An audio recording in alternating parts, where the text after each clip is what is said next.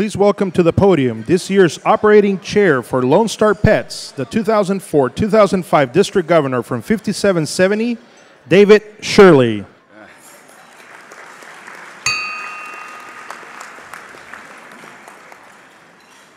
At this time, I'd like to ask Don Farrell and Hollis to come up to the podium.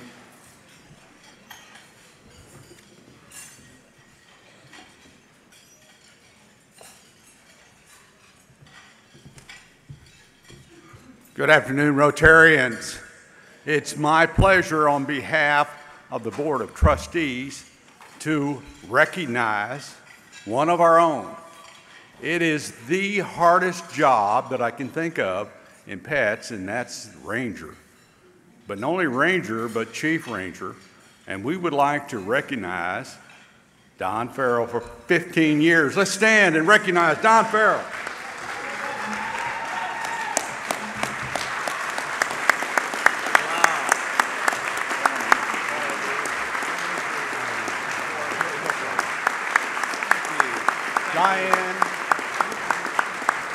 Diane, we want to thank you for letting us have 15 years of Don Farrell service. Thank you. Thank you.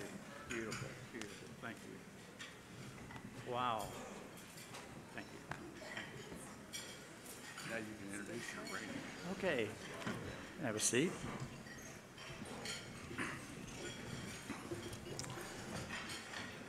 What an honor and a privilege every year it is for me to stand before you and present the Rangers. It's the most unique group of people. I can only look back and see people like Dennis that I'm sitting beside here today, who one day was a Ranger, who went on to bigger and better things, but so many of you came through the Ranger ranks. As Holly said, it's one of the hardest jobs because some of the Rangers have been here since Wednesday preparing for you. A lot of you have already met them. You know they have great personalities and they're ready to work with. They're usually the first people up in the mornings and the last people to go to bed at night. So it is my honor and privilege to introduce to you the Rangers for 2018. And this year we have a new special position, and that's Ryan Anderson, who is the Deputy Ranger, and they're lined up over here on the wall.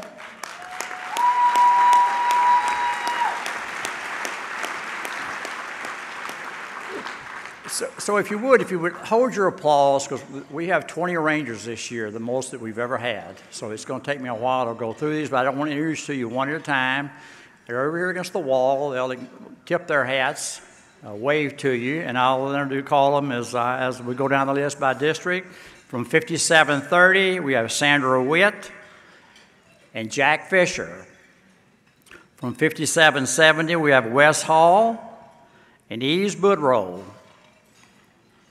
From 5790, David Berg. From 5810, Bud McBrayer. J.D. Graham. From 5830, Paul Allen. From 5840, Xavier Tosa. 5870, Erica Pratt and Pat Wilson. From 5890, Roy Kimmel, Nick Giannani, and Scott Rainey. From 5910, we have Bunny Pratt, Ernestine Belt, and 5930, Dana Sisk, and Lee Peacock. If you would give them a great round of applause. Thank you.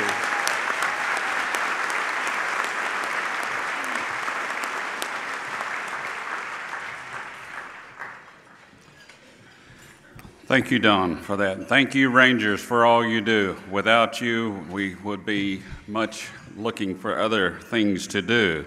At this time, I'm going to introduce the head table. From my left, your right, I'm proud to introduce RI President-elect Barry Razen. Barry. Thank you again for this morning. It was very inspiring. Next to him, I'll have Mike Pinson, as past RI Director and trustee of the Lone Star Pets. Mike. Next, I have Gail Biggs, wife of Dr. Mouzon Biggs. Yeah, okay. It's her first time here. We're very glad to have her here. And next, I have Dr. Mouzon Biggs. He will be formally introduced by Mike Pinson just in a few minutes. To my right, your left, I have Kim Buzak, fiance of Dan Liker. Next, I have Dan Lineberger, DGE 5730.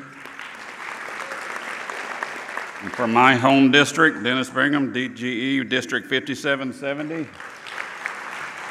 Of course, you met Don Farrell. He's a past AG and Chief Ranger. And Diane Farrell, wife of Don. Glad to have you with us. Okay. And at this time, I want to bring up past RI Director Mike Pinson to 5770 to introduce our speaker.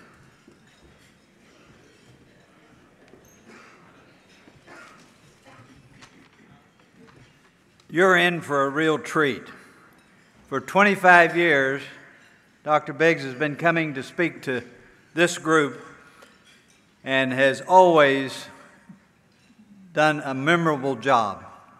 I have never heard a bad word spoken of what he does, and you're not going to do it today. Let me tell you why. He brought his wife for the first time. Gail is with us, and I think it had something to do with grandkids, but she's here. Dr. Biggs is retired pastor of the Boston Avenue United Methodist Church in Tulsa, Oklahoma. He served that church for 33 years.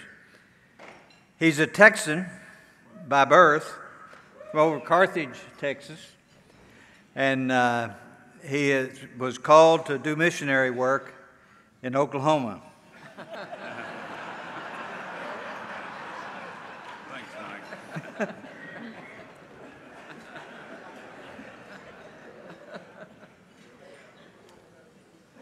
For the past 33 years in Boston Avenue Church, his 11 o'clock service has been the #1 program watched on Channel 8 in Tulsa, and you're going to see why in a minute.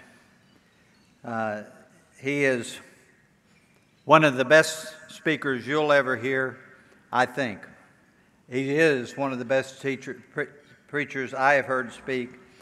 And help me do a warm welcome to Dr. Mouzon Biggs.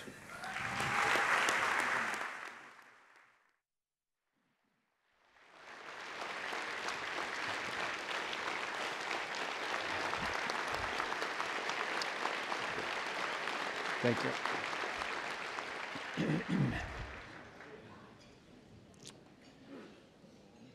President-elect Berry, distinguished past district governors, presidents-elect, spouses, and friends of Rotary.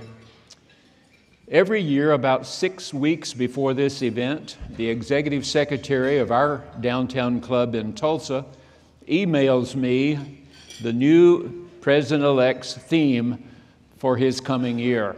That's all I have. This year, when the email arrived, there were 3 words: be the inspiration. Most of the time when I speak to you, the president-elect is not here. This year, he's here. So please, he may take you in an entirely different direction. These are reflections of one 47-year Rotarian on the 3 words that I received that day. The first thing was that I started jotting down notes immediately. First reaction. And of course, I picked on that 3rd word because this comes from my background. Inspiration. My mind tripped back to college Latin class. Spiritus. It means wind, breath, or spirit.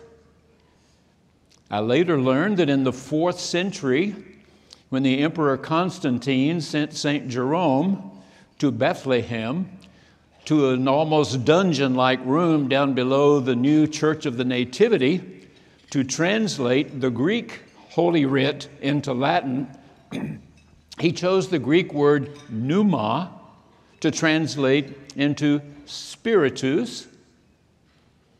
Pneuma in Greek means wind, breath, spirit.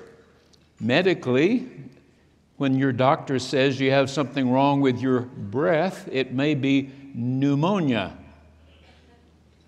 I learned even before that, a group of 70 rabbis gathered at the largest library in the Roman Empire, that was at Alexandria on the North African coast, to translate their Holy Writ into Greek.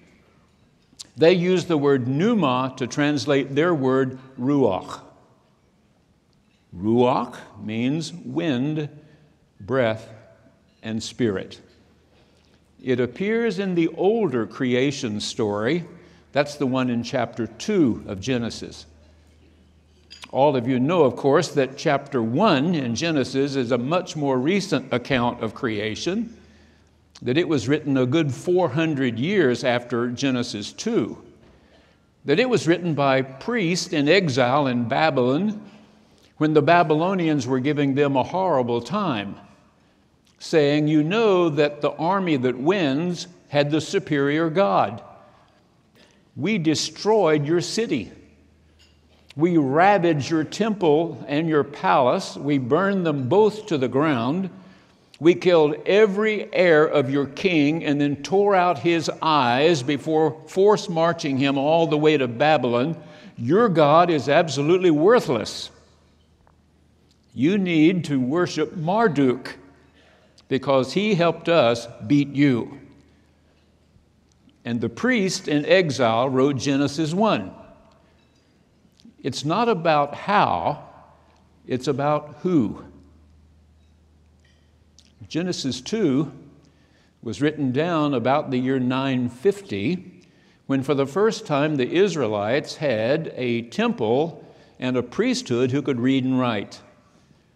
We have nothing written by an Israelite ever before about 950.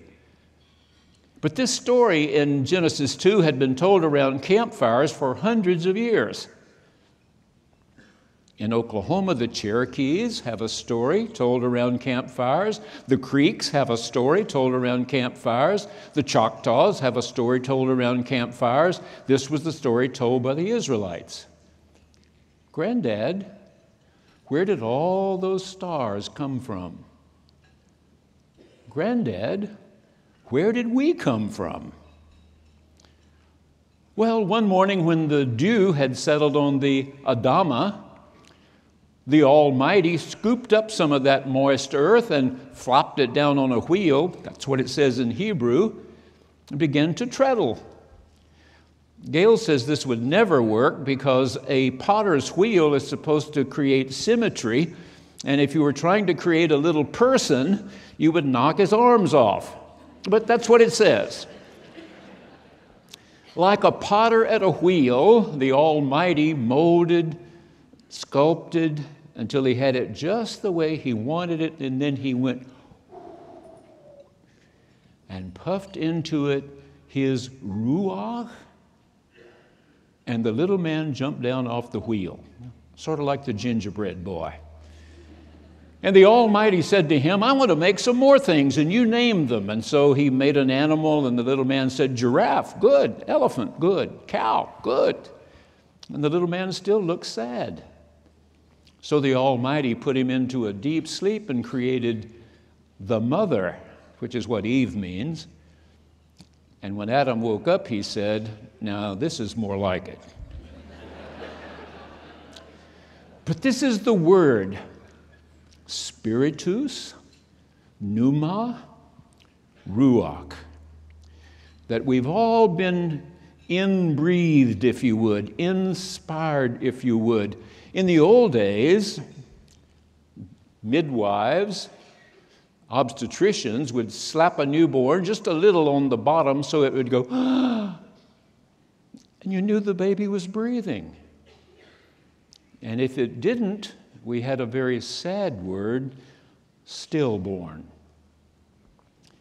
So when I see this word inspiration, though I know Rotary is not a religion, and you know I support that knowledge, I also know that in most Rotary gatherings I've attended for 47 years, we invoke the aid of deity.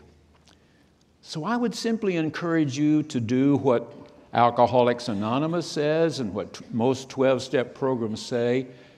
Commit as much of you as you know how to as much of the Almighty as you can comprehend.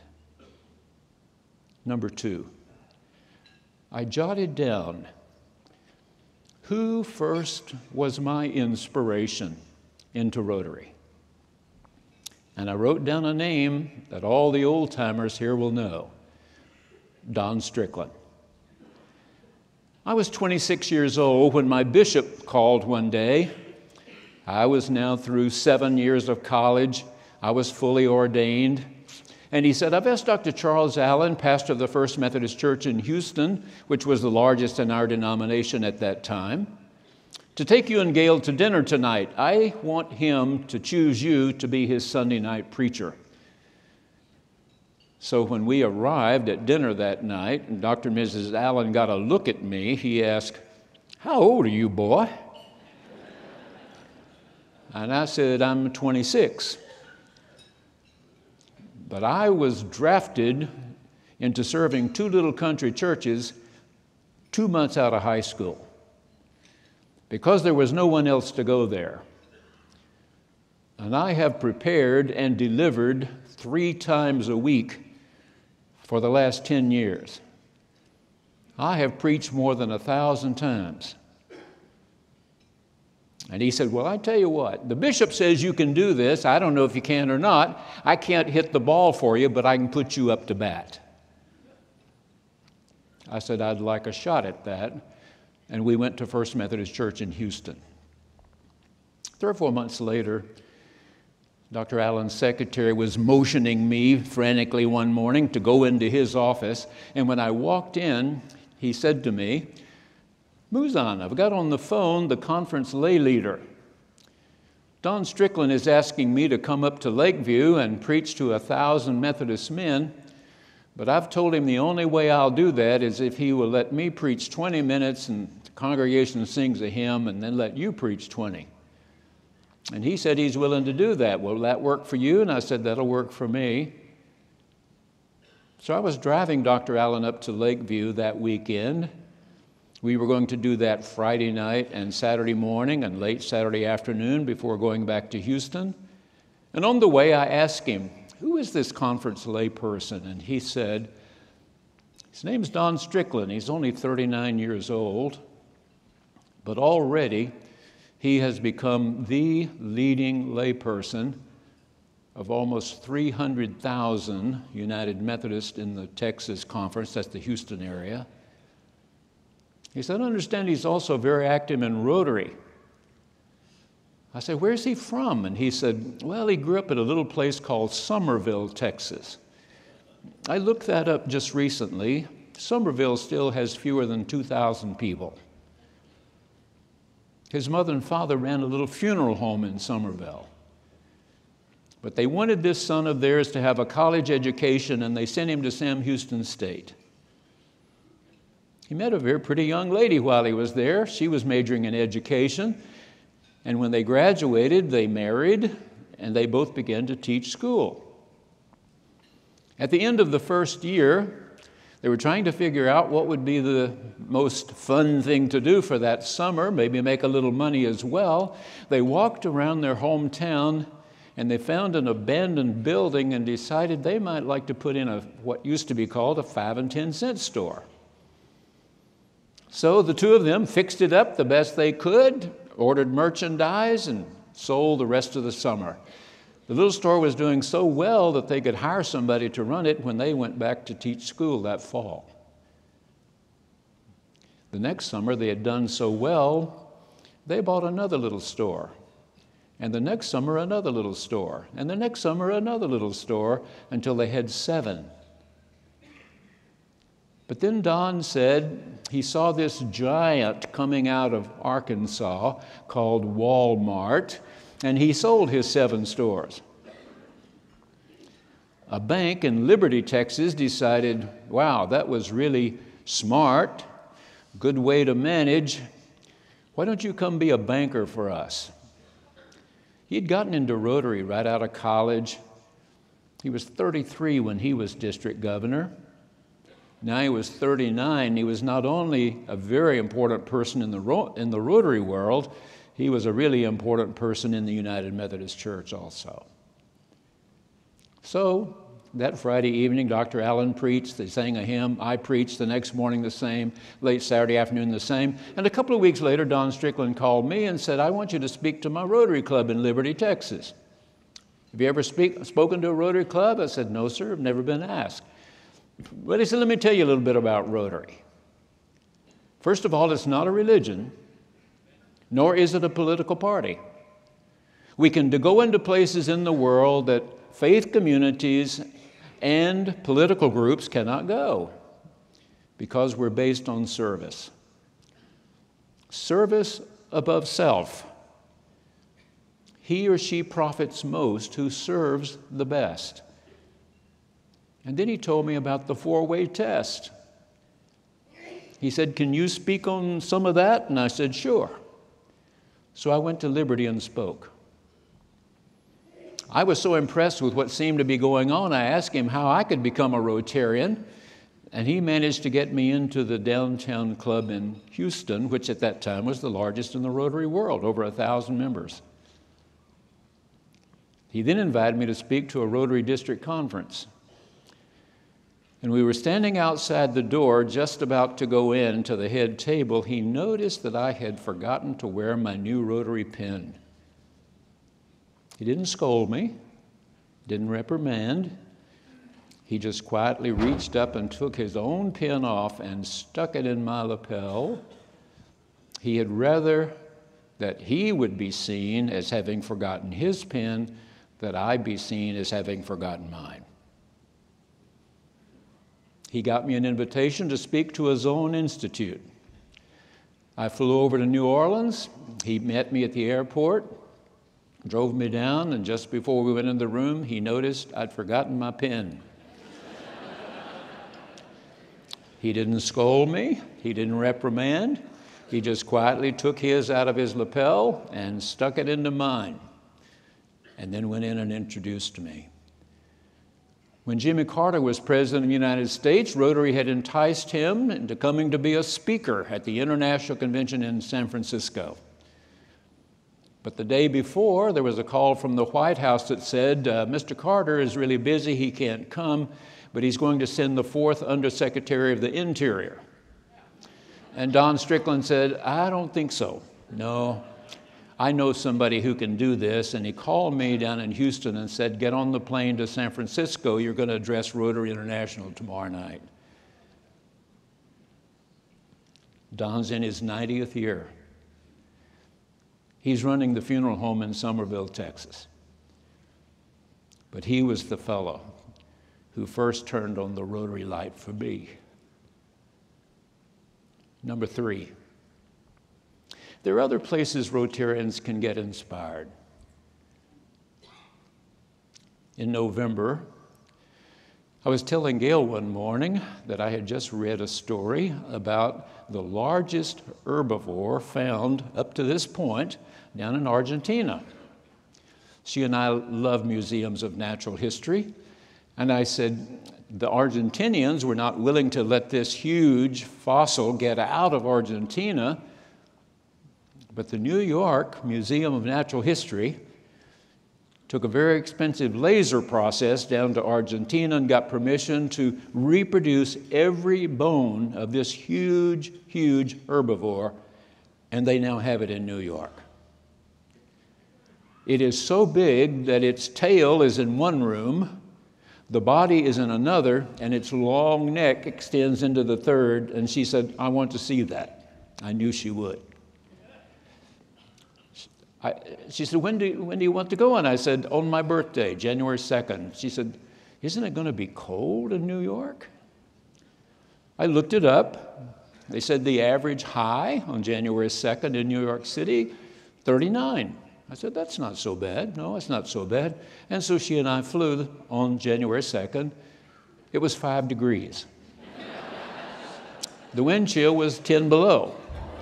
If you watch the ball drop in Times Square on December 31st, then you know the people there were absolutely freezing to death. We got there 36 hours later. Now, Gail graduated from Elysian Fields High School in Texas. I graduated from Carthage. We're a small town people. When I was taking art history, art appreciation in college as a part of my liberal arts degree, studying these famous painters of the world, I saw a painting done by Rembrandt in a textbook. I saw a painting, The Water Lilies of Monet. I saw A Starry Night by what the Dutch people call Van Gogh. I realized that he never sold a painting in his life, and now some of his paintings are worth $30 and $40 million apiece. She and I have been to the Prado. We've been to the Louvre. We've been to some of the greatest art galleries in the world, the Pitti Palace in Florence. We have stood in rooms filled with Rembrandts, with David. We've been to Giverny. We've seen the lily pond that Monet painted. We've been to the cathedral in Rouen that he painted early in the morning, midday, late afternoon, right as the sun was setting. How can you not see and be inspired? We took a subway down to the south end of Manhattan. We had not seen the new 9/11 museum. We came up top of the ground and trudged through the snow and ice to get there. If you've been there, you know they take you down about 5 floors below the ground, and then there's a slowly spiraling way up. You see the crushed fire trucks. You see the crushed police cars. You see the IMSA ambulances crushed or burned. You see pictures, 2,977 pictures. You can put on a headset and you can hear the wife of one of them tell you about her husband. You can hear a teenager talk about her mom. You can hear a close friend or family member talk about every one of those victims. And while so many were rushing away from those buildings, all of the hundreds of firemen and police who were rushing in. How can you not be inspired? Well, we saw the museums of New York, some of the best. And that Sunday, we took the express train down to Washington, D.C. It was cold there, too. We went to the newly opened Museum of African American History. It's designed very much like the 9/11 Museum. You go down on an elevator 4 or 5 floors below the surface, and it's a very slowly winding corkscrew up. The first Africans were brought to our country as slaves almost immediately after Christopher Columbus. So it starts with the 1400s, the 1500s, the 1600s, the most significant things happening every 100 years to the modern day. I said to Gail late one afternoon, let's walk over to St. John's Anglican Church. We walked through the snow. No one was in there except the 2 of us. There's a pew right at the back right corner where Mr. Lincoln used to sit. St. John's is only about a block and a half from the White House. In 1861, 62, 63, when sometimes Mr. Lincoln could hear the Confederate cannons just on the other side of the Potomac, all alone, he would slip out of the White House over to St. John's, sit quietly on the back pew after the service had begun, and when the congregation was singing the closing hymn, he would slip out the back door and go back to the White House. The pew's roped off now. You're not supposed to sit on it, but you can get really close to it. So the next day it warmed up in Washington, and we walked from our hotel down to the Lincoln Memorial. We saw that magnificent statue we've seen before, of course, with malice toward none, but charity toward all. We read again the Gettysburg Address 77 years ago. But I remembered growing up in Carthage, Texas, under the old Jim Crow laws. By the time I could read colored white water fountain, colored white restroom. I learned that if a white person met a black person on a sidewalk, the black person was supposed to step off and let the white person pass. But by the time I could read, there was a young man playing quarterback for Booker T. Washington High School in Atlanta, Georgia. He went on to Morehouse College. And from there, his parents decided he needed a little different look at life. And they sent him to Pennsylvania to Crozer Seminary. It was the first time he had ever sat in a classroom that was not all African American. He graduated number 1 in his class. He was chosen president of the student body, the first African American ever in their history. And that opened the door for him to go to our Methodist seminary at Boston University, where he received a PhD. At 26, he accepted the pastorate of a little Baptist church in Montgomery, Alabama, called Dexter Avenue. Things seemed to be going pretty well until late one afternoon he got a telephone call that a member of his congregation, who worked as a domestic, had gotten on a bus to go home at the end of her day. She was sitting in the black section, colored, on the bus. But when the white section filled up and a white person demanded that she get up and give him her seat, she said she didn't feel like it. And the caller asked Dr. Martin Luther King Jr., "What are you going to do about Rosa Parks?" And his life was changed forever. There would come those horrible police dogs and water cannon in Birmingham, and then that fateful walk across the bridge at Selma. Met first by state troopers on horseback, beating down the walkers with nightsticks. But it went into every household in America that had the 6 o'clock news on that evening, and things began to change. The call went out. Come from everywhere. March across the bridge with Dr. King, all the way to Montgomery. And the President of the United States, Lyndon Johnson, called George Wallace and said, "If any one of them is hurt today, I will hold you personally responsible." The march succeeded. I heard a Jewish rabbi from New York City, Itzhak Greenberg, say that he had grown up in a Jewish neighborhood in New York. He'd gone only to Jewish schools, had eaten only at Jewish restaurants and at home. He wanted nothing to do with Christians. He had heard how they screamed and yelled about Jesus killers. Until one day he was walking across that bridge in Selma, Alabama, with a Methodist preacher on one arm and a Catholic bishop on the other. And he decided, I better take a new look at these Christians. Not that he would become one, but that he would see in them a common purpose. We walked past the Vietnam Wall. We walked through the crouched figures of the soldiers who fought in Korea. We went to the World War II special place now. Gail's father was in that war, so was mine.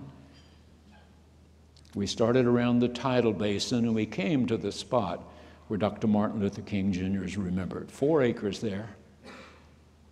In his famous I Have a Dream speech, one part of it said, "Out of the mountain of despair must come a stone of hope." And if you've been there or you've seen pictures, you know that they brought in a huge stone, white, of granite, and then carefully cut 2 big slices down and pull the center section out. And on the 2 sections that remain, it says a mountain of despair, and through the center section it says a stone of hope. And his words engraved on the walls nearby: darkness cannot chase out darkness. Only light can chase out darkness. Hate cannot drive out hate. Only love can drive out hate. Where do you go for your inspiration? Where do you find something that makes you bigger? Your hopes, your dreams, your goals, your contributions, bigger. Number 4. I've been retired almost 5 years. One's life changes dramatically upon retirement, but I'm learning. I'm learning to be retired. I can do solitude really well. Every morning, I get up just before Gail, and I go outside and get the morning paper, come in and start my breakfast. I read the paper. It's amazing how as you get older, you read the obituary column every day. Did you see Carl Reiner interviewed when he turned 90? The interviewer asked Carl Reiner, "How are you handling 90? He said, "I get up every morning, I go out and get my paper, I read the obituary column, and if I don't find my name, I eat breakfast." So that's what I was doing that morning. I was having breakfast. My name wasn't in the obituary column, and I saw a name that I recognized, Dick Gregory. Wow. Almost 85 years old. Dick Gregory. I remember when he was a young African-American comedian, struggling all those years ago to say something important about the racial circumstances of our country and still, hopefully, making people laugh. A laugh with a little stinger on the end. He was on The Tonight Show shortly after Johnny Carson took over, and he did his routine. Dick Gregory did. Little racism, gourd, along with the humor, and Mr. Carson signaling him over to sit on the couch and talk with him. And when he sat down, Johnny said, "Where are you from, Dick Gregory?" And he said, "East St. Louis." The money's on the west side. The arch is on the west side, not on the east. Dick Gregory was born in 1932. Guess what was going on in this country? The Great Depression. Now, if they were experiencing depression on the west side, guess what they were experiencing on the east side? And Dick told Johnny Carson that night, he said, "You know, I don't remember very much about those first few years in East St. Louis, but I do remember that in the first grade, middle October maybe, the teacher said, 'Tomorrow we're going to take pledges to the community chest.' I didn't know what a pledge was. Certainly didn't know what the community chest was. Now, of course, that's morphed into the United Way in most communities now. I remembered this story as I looked again at President-elect Barry's theme. Be the inspiration. Huh? The verb is what we call an imperative. It expresses a wish or a command. The subject is implied. You be the inspiration. Dick said the next day he went to school, again, not sure what a pledge was, not sure what the community chest was, hoping it was ice cream on a stick or something, and the teacher started down the row asking, "Little Alice, how much did your daddy send?" She said she brought a dime. Next one had a nickel. a nickel, a dime, a quarter once or twice. When the teacher got to Dick, he had nothing. He said I'd forgotten all about that till second grade. We'd been in class 6 or 8 weeks, and we were told tomorrow we'd take pledges to the community chest. I remembered how awful that was. So the next morning when my mom shook me to get ready for school, I said, Mom, I don't feel good. She said, Dick Gregory, there's nothing wrong with you. Get up and go to school. So I had to sit there while the teacher went down the row, student by student, and the second grade sounded like the first. One had a nickel, one had a dime, 2 or 3 maybe had a quarter. But I didn't forget it this year. When school was out the next spring, I started looking for a job. Here's an 8-year-old black kid in East St. Louis in the middle of the Great Depression trying to find a job. He went into a store and asked, Sir, do you need somebody to sweep? He said, how old are you? I'm 8.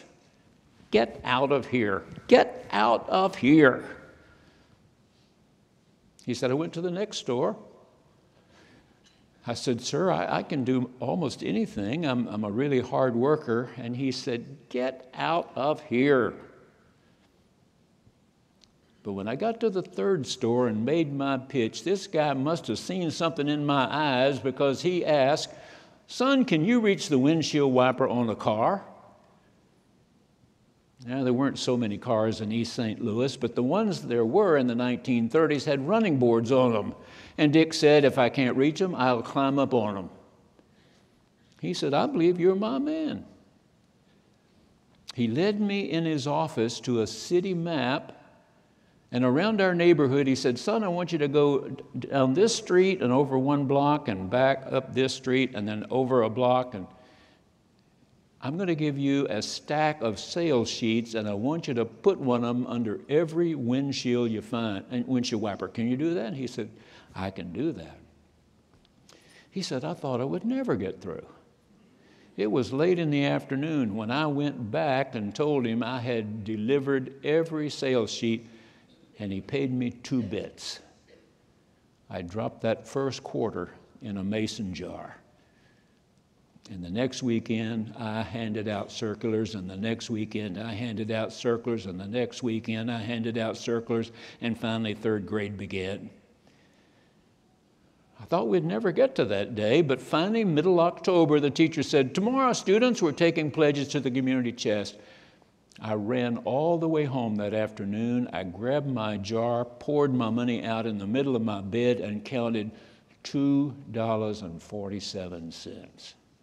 Nobody in my class had ever given more than a quarter. $2.47 I had, and the next morning I poured it all in my pocket and I went to school. The teacher started down the row. Little Alice had brought a dime, the next one a nickel, 1 or 2 had a quarter.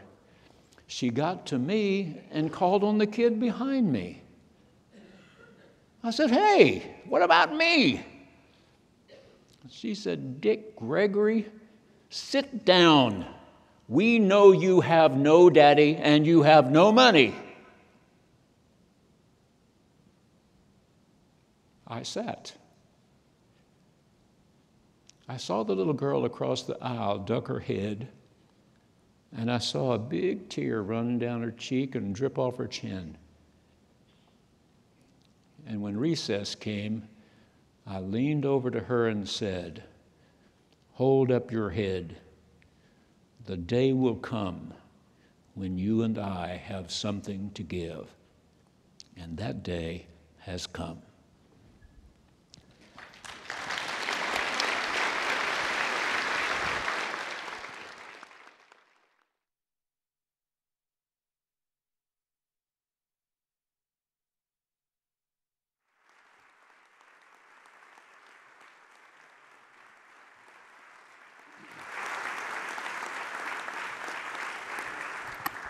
Thank you, Mouzon. That's very inspiring. We appreciate you being here once again. And thank you for coming to Oklahoma and doing your mission fields. We appreciate that very much. This time, I'd like to present you with a little token of our appreciation to you. something we had made special. We're making plates of the Lone Star, Texas, Oklahoma. Each plate is individually made or different, and we want to present that to you today, and hope you enjoy it. It's signed by the artist on the back, and it's Will Hyme out of the Corpus Christi, Texas. Thank you, David. Thank you. We appreciate you.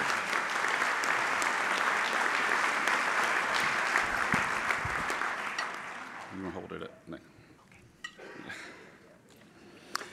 Okay, at this time, we'd like to excuse the DGEs and discussion leaders so they can go back to their classes. So just a few minutes, you'll go ahead now and get up and leave. And while they're leaving, I have a few housekeeping announcements. Please visit the Hall of Friendship.